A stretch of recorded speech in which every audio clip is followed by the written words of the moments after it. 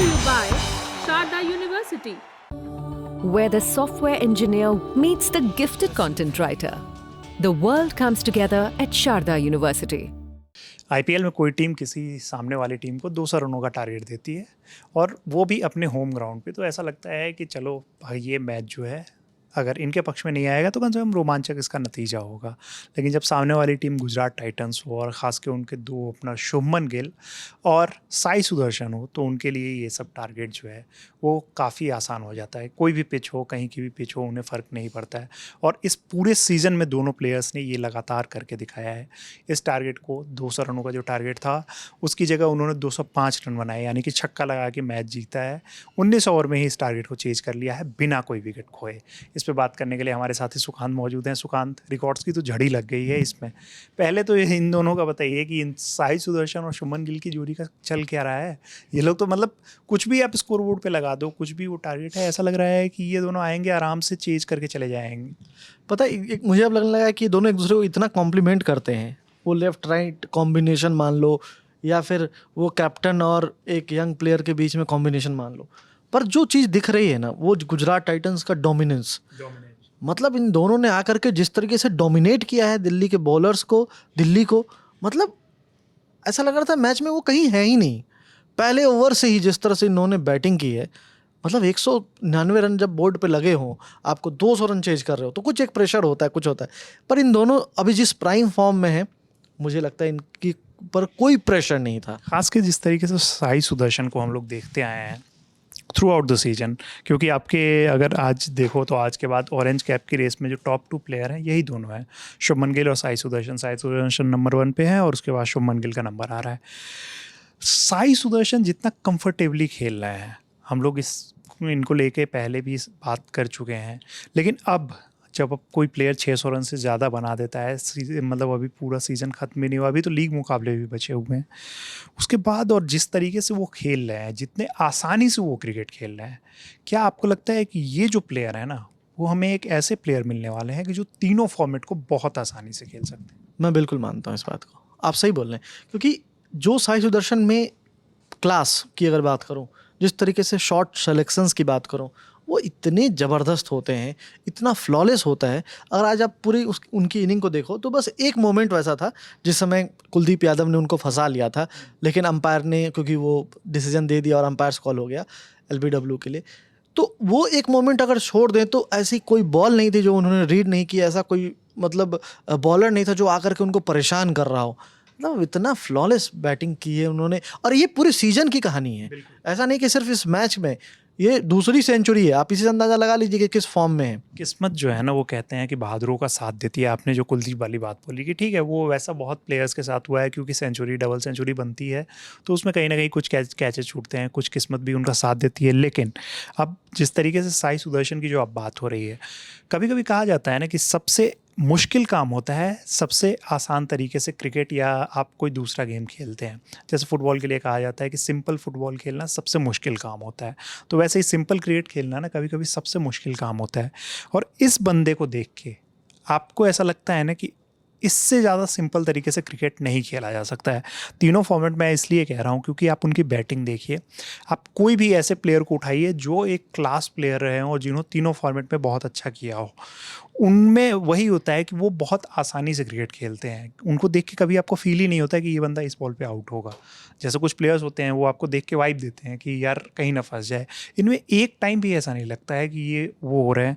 और आसानी से क्रिकेट खेलने के साथ साथ, और जो आपने कॉम्प्लीमेंट की बात की कि एक पार्टनर का होना जो सामने, मतलब एक इस तरीके का पार्टनर है, एक थोड़ा स्लो डाउन हो रहा है तो दूसरा चार्ज कर रहा है, दूसरा थोड़ा स्लो डाउन हो रहा है तो ये चार्ज कर रहा है, और ये पूरे सीजन में होता जा रहा है। तो इस तरीके से जो खेल रही है जीटी, इन्हें तो मतलब रोकना इम्पॉसिबल नज़र आ रहा है। देखिए, बहुत सारे जो एक सवाल जो उठ रहे थे ना कि 25 के बाद जो है वो जोस बटलर नहीं होंगे तो फिर उसके बाद जीटी का क्या होगा, लेकिन जीटी का कुछ नहीं होने वाला है। क्योंकि आप देख लो ना कि जीटी को कोई फ़र्क नहीं पड़ेगा।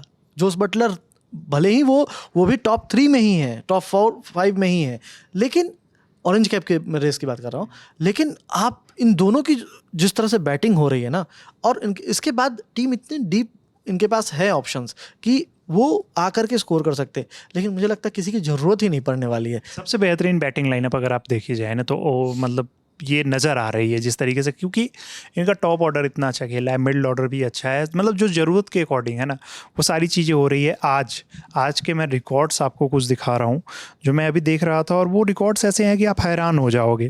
सबसे पहले तो दिल्ली कैपिटल्स की एक चीज़ जो दिखाई जा रही है कि दिल्ली कैपिटल्स ने जब शुरुआती के 5 मुकाबले खेले थे ना, तो उसमें से 4 मुकाबले जीते थे, 1 में हार मिली थी। लास्ट के 7 मुकाबले देख लो, सिर्फ 1 मुकाबला जीती है, 5 हारी है, 1 मैच का कोई रिकॉर्ड मतलब रिजल्ट नहीं आया था। तो ये तो खैर दिल्ली की बात हो गई। 10 विकेट से दिल्ली तीसरी बार आईपीएल में मैच हारी है। सबसे पहले हारी थी 2015 में आरसीबी के अगेंस्ट, 2017 में पंजाब के अगेंस्ट, और अब ये 3 मैच वो ऐसा हो गया।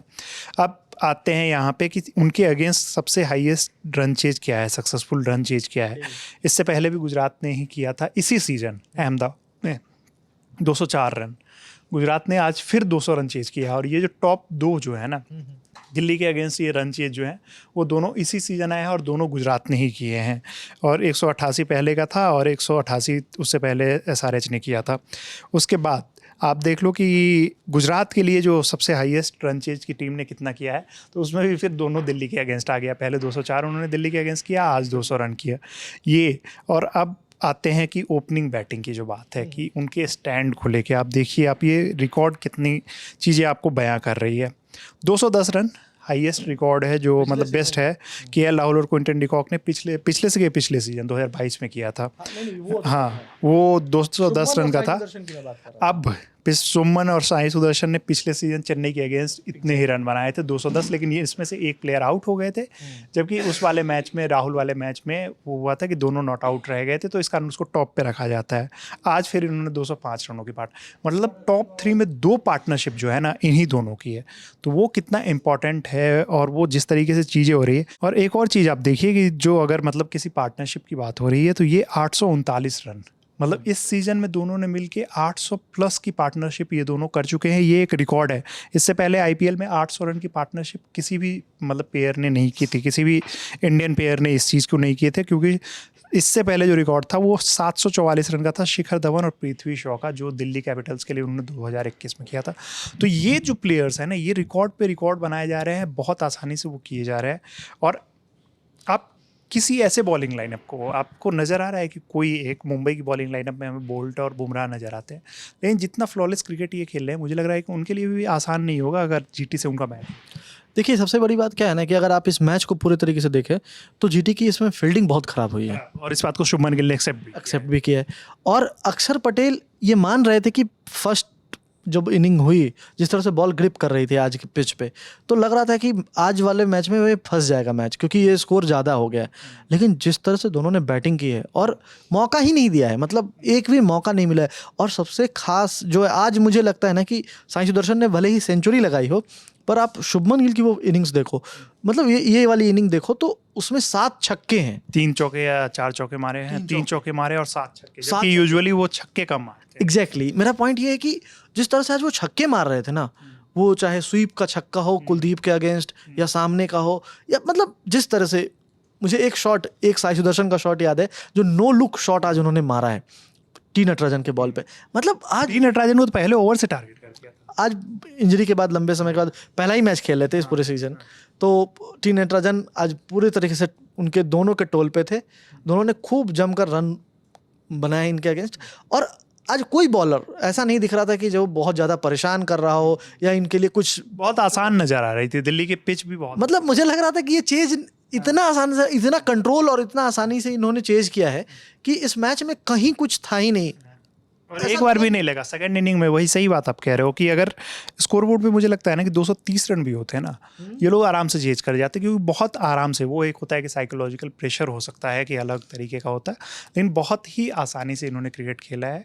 और जिस तरीके से ये क्रिकेट खेल रहे हैं, खासकर साई सुदर्शन, मुझे लग रहा है कि शायद जब, क्योंकि ये प्रोबेबल में है ही, अगर वो टीम जो बन के आती है मतलब इंग्लैंड में, अगर इनको इंग्लैंड में ले जाया जाता है ना, तो हमें सरप्राइज़ नहीं होना चाहिए, क्योंकि इंग्लैंड में इनके पास एक्सपीरियंस है। इन्होंने काउंटी क्रिकेट खेला है, अगर मैं गलत नहीं हूँ तो इन्होंने काउंटी क्रिकेट भी खेला है। और साई सुदर्शन और मतलब जिस तरीके से शुभमन गिल ने भी बैटिंग की है, दोनों की बैटिंग से आप कितने प्रभावित हैं, कमेंट बॉक्स में हमें ज़रूर बताइए। उनकी क्या चीज़ सबसे ज़्यादा खास लगती है, कौन से शॉट्स आपको सबसे ज़्यादा खास लगते हैं, ये भी हमें कमेंट बॉक्स में ज़रूर बताइए। हमारे साथी हैं सुकांत और वीडियो को शूट किया है दानिश भाई ने। मेरा नाम है रविराज। देखते रहिए ललन टॉप स्पोर्ट्स। धन्यवाद।